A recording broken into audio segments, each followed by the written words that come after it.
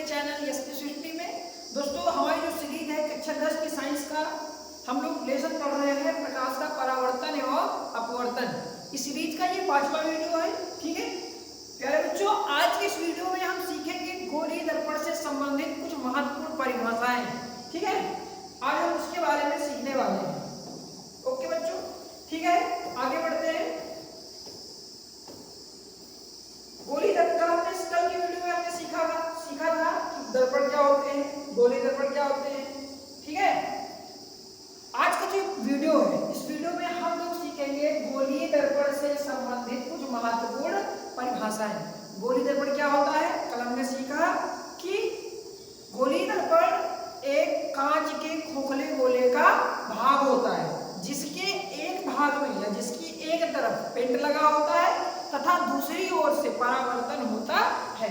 आज हम उसी गोलीय दर्पण से सीखेंगे कि वक्रता केंद्र किसे कहते हैं, वक्रता त्रिज्या किसे कहते हैं, ध्रुव किसे कहते हैं, मुख्य अक्ष किसे कहते हैं, इवन फोकस किसे कहते हैं, फोकस दूरी किसे कहते हैं। ये जो टर्म है जिनके बारे में आज हम इस वीडियो में सीखने वाले हैं। ठीक है, तो एक बार हम कल की तरह पुनः इसी को शुरू करते हैं। ठीक है, पहले हम आपको गोलीय दर्पण बताते हैं। ठीक है, गोलीय दर्पण हो गया। गोलीय दर्पण के हम क्या बना रहे हैं, एक हमने इमेजिन कर लिया, बना लिया है, इमेजिन नहीं किया। क्या बनाया है, एक कांच का खोखला गोला। ठीक है, ये कांच का एक खोखला गोला है। ठीक है, अब ये गोला है तो इसका एक सेंटर होगा यानी केंद्र होगा। ठीक है, इस केंद्र को हम नाम दे देते हैं सी। क्या नाम देते हैं, सी। तो ये जो केंद्र है यही केंद्र कहलाता है वक्रता केंद्र। क्या कहलाता है बच्चों, वक्रता केंद्र।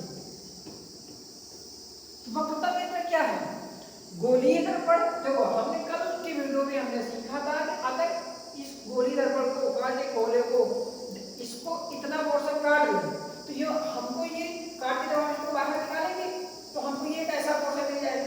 राइट, इधर से अगर हम इसका ये इतना पोर्शन काट के बाहर निकाल दें तो ये इतना पोर्शन बाहर मिल जाएगा।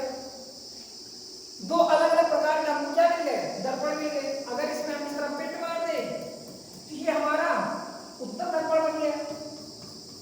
क्या बन गया भैया, उत्तम दर्पण। अगर इस वाले में हम उभरे विभाग को पेंट मार दें तो ये हमारा क्या बन गया, अवतल दर्पण बन गया। क्योंकि आज हम उससे संबंधित कुछ परिभाषाएं सीख रहे हैं। हमारा पहला है टॉपिक वक्रता केंद्र।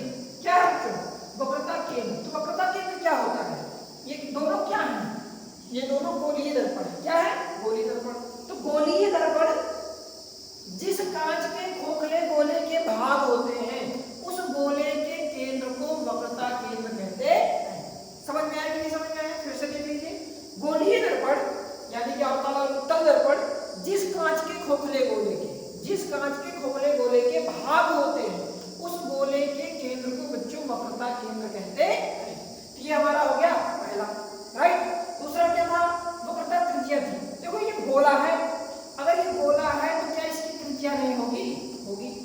तो इस गोले की त्रिज्या को हम क्या बोलेंगे, वक्रता त्रिज्या बोलेंगे। वक्रता त्रिज्या क्या होती है, इसको भी परिभाषित कर सकते हैं, गोलीय दर्पण जिस कांच के खोखले गोले के भाग होते हैं उस गोले की त्रिज्या को वक्रता त्रिज्या कहते हैं। ठीक है, और अगला जो हमारा टर्म है वो है ध्रुव। क्या बच्चों, ध्रुव। ध्रुव को इंग्लिश में बोलते हैं पोल।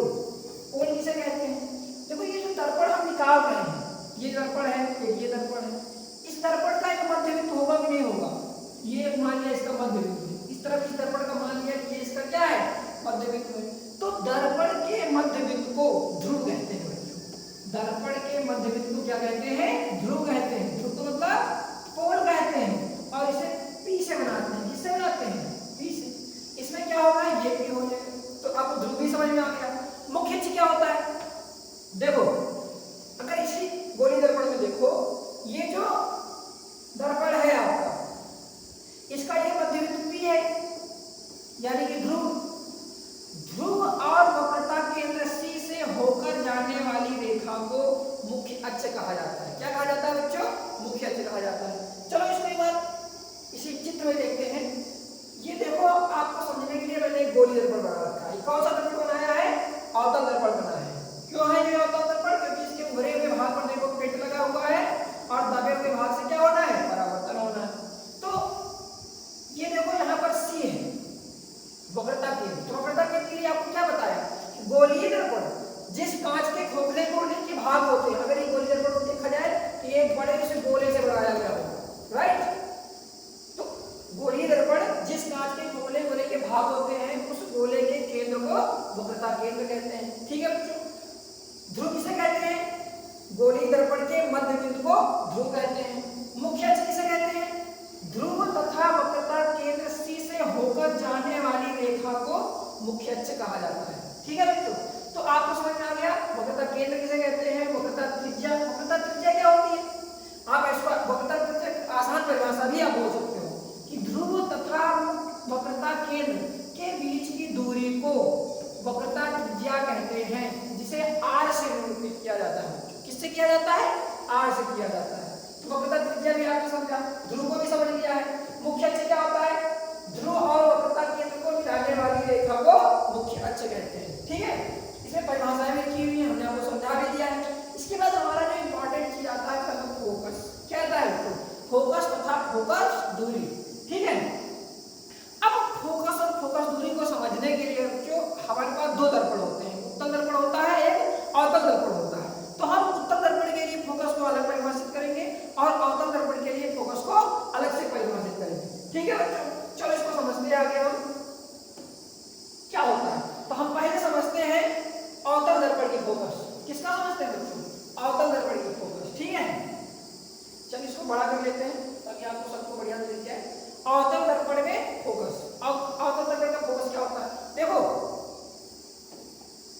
अवतल दर्पण का फोकस, अवतल दर्पण की जो फोकस है उसको समझने के लिए हम पहले अवतल दर्पण बनाते हैं, राइट। ये कौन सा दर्पण बना रहे हैं भैया? ये बना रहे हैं अवतल दर्पण। इसके पीछे आपने लगा दिया है पेन। क्या लगा दिया है? पेन। इसका एक मुख्य इसमें बना लेते हैं परिभाषित, जो हमने अभी परिभाषित किया है वो सारे टर्म बनाते हैं। ये क्या है बच्चों? ये ध्रुव है। ठीक है, अगर यहाँ से सीधा रेखा बनाए तो ये कौन सी रेखा है? मुख्य अक्ष रेखा है। इसमें क्या होगा? सी होगा कि नहीं होगा? अब यहाँ पर मेन बात आती है, क्या है? अगर मानते हैं कि अनंत से, एक चीज हमको मान के रखना है कि जो अनंत से किरणें आती हैं वो समांतर आती हैं। अनंत से किरणें कैसी आती हैं? समांतर आती है। किसके समांतर? मुख्य अक्ष के समांतर आती है। ठीक है, तो हम क्या करते हैं, हम ऐसा मानते हैं कि मुख्य अक्ष के समांतर जो किरणें आ रही हैं, ठीक है, मुख्य अक्ष के समांतर जो किरणें आ रही हैं, जब ये परावर्तन इनका होता है तो ये किसी एक निश्चित बिंदु से जाती है, राइट। किसी और भी बना सकते हो आप, किसी एक निश्चित बिंदु से जाती है। तो ये जिस बिंदु से जा रही होती है, देखो ये सभी इस बिंदु से जा रही है, नहीं जा रही है, तो ये जो बिंदु है ये वाला, ये फोकस कहलाता है। क्या कहलाता है बच्चों? फोकस कहलाता है। तो आप फोकस को कैसे परिभाषित कर सकते हैं? अवतल दर्पण के लिए फोकस की कैसे परिभाषित कर सकते हैं? अवतल दर्पण में मुख्य अक्ष के समांतर आने वाली किरणें, अवतल दर्पण में मुख्य अक्ष के समांतर आने वाली किरणें परावर्तन के पश्चात जिस बिंदु पर एक दूसरे को काटती हैं, उस बिंदु को अवतल दर्पण का फोकस कहते हैं। तो ठीक है बच्चों, आपको समझ में आया फोकस? क्या समझ में आ गया? फोकस किसे कहते हैं? अब इसी टाइम ये भी समझ लो फोकस दूरी क्या होता है। फोकस दूरी, फोकस दूरी को, फोकस दूरी क्या है? ध्रुव तथा फोकस, ध्रुव तथा फोकस के मध्य की दूरी को फोकस दूरी कहते हैं। फिर से देख लो, ध्रुव तथा फोकस के बीच की दूरी को फोकस दूरी कहते हैं। फोकस दूरी को बच्चों स्मॉल एफ से बनाते हैं और जो फोकस होता है इसके लिए कैपिटल एफ लिखा जाता है। ठीक है बच्चों, समझ में आया कि नहीं आया? चलिए इसमें भी देख लेते हैं। देखो ये अवतल दर्पण आपने बनाया, बना हुआ है और ये किरणें मुख्य अक्ष के समांतर किरणें आ रही हैं, राइट। ये सभी जो है मुख्य अक्ष के समांतर किरणें आ रही हैं। 1 2 3 4, जब ये टकरा रही है, इनका जो परावर्तन हो रहा है, परावर्तन के पश्चात ये निश्चित बिंदु से आ रही है, उस बिंदु को कहते हैं फोकस। क्या कहते हैं बच्चों? फोकस। फोकस दूरी क्या होती है? फोकस तथा ध्रुव के बीच की दूरी को क्या कहते हैं? फोकस दूरी कहते हैं। देखो बच्चों इसके लिए परिभाषा भी हमने यहाँ पर लिख दिया है। ये फोकस की परिभाषा है और ये फोकस दूरी की परिभाषा है। अवतल दर्पण के मुख्य अक्ष के समांतर आने वाली किरणें परावर्तन के बाद जिस बिंदु पर मिलती हैं उसे दर्पण का फोकस कहते हैं। ठीक है, और फोकस दूरी के लिए दर्पण के ध्रुव तत्व और फोकस के बीच की दूरी को फोकस दूरी कहते हैं बच्चों। एक और इम्पोर्टेंट बात यहाँ पर ध्यान रखना है, फोकस दूरी और वक्रता त्रिज्या में संबंध है। फोकस दूरी जो होती है, यानी कि जो फोकस दूरी होती है वो जो है वक्रता त्रिज्या की आधी होती है। वक्रता त्रिज्या मतलब आर की होती है आधी। ये आपका सूत्र भी बन जाएगा F=R/2। ये ध्यान रखना है कि फोकस दूरी वक्रता त्रिज्या की आधी होती है। ठीक है बच्चों, तो आपको समझ में आ गया अवतल दर्पण में फोकस।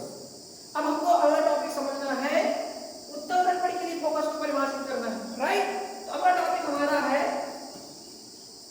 उत्तल दर्पण में फोकस और फोकस दूरी को परिभाषित कीजिए। ठीक है, उत्तल दर्पण हमेशा आभासी, सीधा और छोटा प्रतिबिंब बनाता है। ये तो आपको जानकारी के लिए बता दिया गया है, अभी हम लोग आगे बढ़ाएंगे तो आपको समझ में आ जाएगा।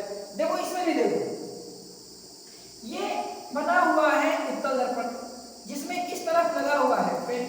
राइट, आपको अभी हमने बनाया वस्तु रखी हुई है अनंत में, और जो अनंत से किरणें आती हैं वो समांतर आती हैं। राइट, तो देखो ये जो किरणें हैं ये अनंत से आ रही हैं, 4 किरणें आपको अनंत से आ रही है। अब इनका परावर्तन होगा। परावर्तन के उपरांत इधर पेंट लगा हुआ है।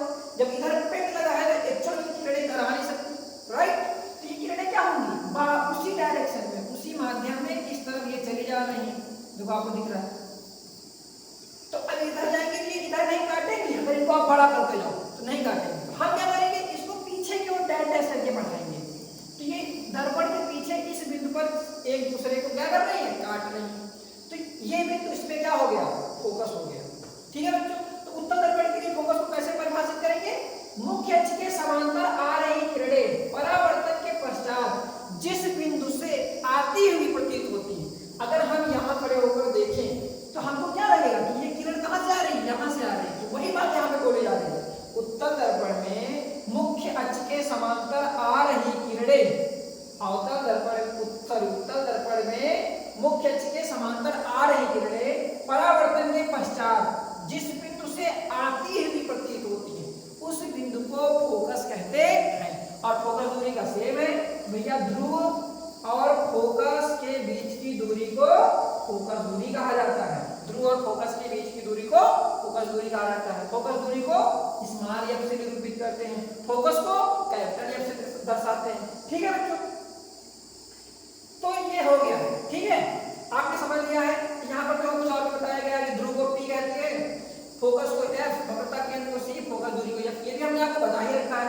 ठीक है, तो इस वीडियो में हमने सीख लिया है, क्या सीखा है, गोलीय दर्पण से संबंधित महत्वपूर्ण परिभाषाएं, जिसमें हमने सीखा वक्रता केंद्र के बारे में, वक्रता त्रिज्या के बारे में, मुख्य अक्ष के बारे में, ध्रुव के बारे में, फोकस के बारे में, फोकस दूरी के बारे में। ठीक है बच्चों, आशा करता हूँ आपको ये कॉन्सेप्ट समझ में आ गया है। अगर आपको ये वीडियो अच्छा लगा, वीडियो को लाइक करें, कमेंट करें, चैनल को सब्सक्राइब करना बिल्कुल भी ना भूलें। Thanks for watching this video.